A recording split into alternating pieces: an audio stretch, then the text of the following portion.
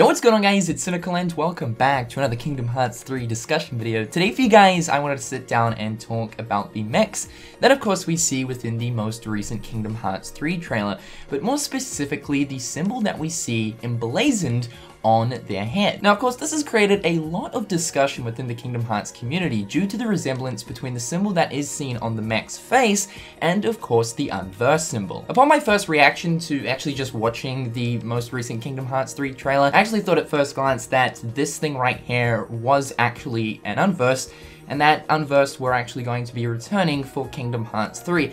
But that doesn't really seem to be the case, because of course the symbol that we actually see on the mech isn't actually an unversed symbol, although pretty reminiscent to one. And I mean, looking towards the unversed within Kingdom Hearts 3, I don't think it's actually totally impossible for them to return. If Vanitas is actually going to return within Kingdom Hearts 3 as a Seeker of Darkness, then you would think that it would make sense that the unversed would return as well. As of course we know that the unversed stem from the negative emotions of Vanitas. And it's certainly been a discussion point as to whether or not Square Enix will end up adding a brand new enemy type within Kingdom Hearts 3, different to that from Nobodies or Heartless. Now we do of course know that this enemy right here is definitely not a Heartless because of the fact that there's no Heartless emblem to be seen on it. And yes, of course we do know that there are Heartless out there that actually do lack the Heartless emblem, but of course we know that those Heartless are known as Pure Blood Heartless. Heartless that were not created by Ansem the Seeker of Darkness. However though, I would say that it's stretching it quite a bit to say that this thing right here is a Pure Blood Heartless. And on top of that, it's also not a Nobody as well, because once again, it doesn't really follow the style and design of a Nobody, and once again, it's lacking the Nobody sigil. Now unfortunately, within all of the interviews that Tetsuya Nomura has been involved with as of recently,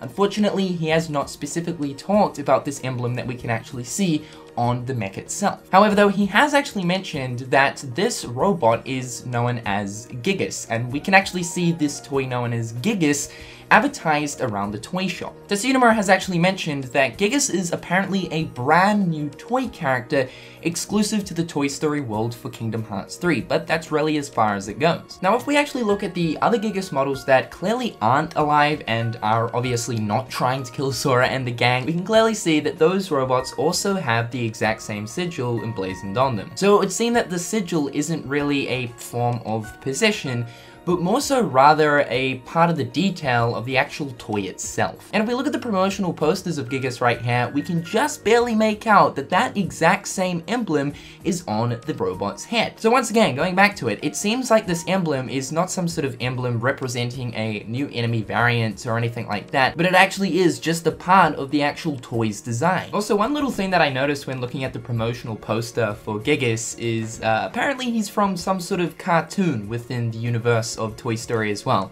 Just a fun little fact. The other thing is, these things don't necessarily need to be a specific type of enemy variant to be classified as an enemy within Kingdom Hearts. We do know that there are specific sort of Disney enemies within Kingdom Hearts as well. For example, the cards from Wonderland, they're not Heartless, they're not Unversed, they're not Nobodies, but they're still enemies. The Blackguard from the grid within Kingdom Hearts Dream Drop Distance, these guys, once again, they're not Nightmare Spirits, they're not Heartless, they're not Nobodies. Rather, they're specific enemies to that world, and these things spawn just like Heartless, Nobodies, and Nightmares would as well. And the same thing goes with the Cursed Pirates within the Pirates of the Caribbean world in Kingdom Hearts 2. Just like the Blackguard in the grid from Dream Drop Distance, the pirates spawn just like the Heartless would as well. And of course, that's not even to mention the array of different Disney bosses we verse throughout the series of Kingdom Hearts as well. They're not Heartless, they're not Nobodies, they're just enemies with evil motives. So I would say it's the same sort of situation going on here with Gigas. However though, I do have a funny feeling that perhaps maybe young Xehanort might actually have a part to play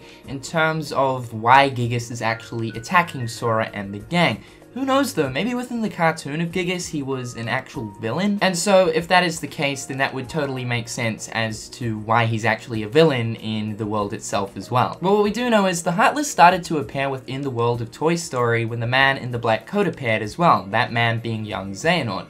So it wouldn't surprise me if he tainted the world with darkness, and perhaps somehow that also possessed Gigas to attack and retaliate towards the toys and Sora. However guys, that's just my 2 cents on the situation. I honestly don't believe that the emblem that is obviously represented on Gigas is an emblem that represents a new enemy variant. There's just too much evidence pointing towards the fact that that's just part of the design of Gigas himself. However guys, that's all for today. In the comment section down below, let me know your guys' thoughts and opinions towards this, and until next time guys, I'll catch you later. Peace.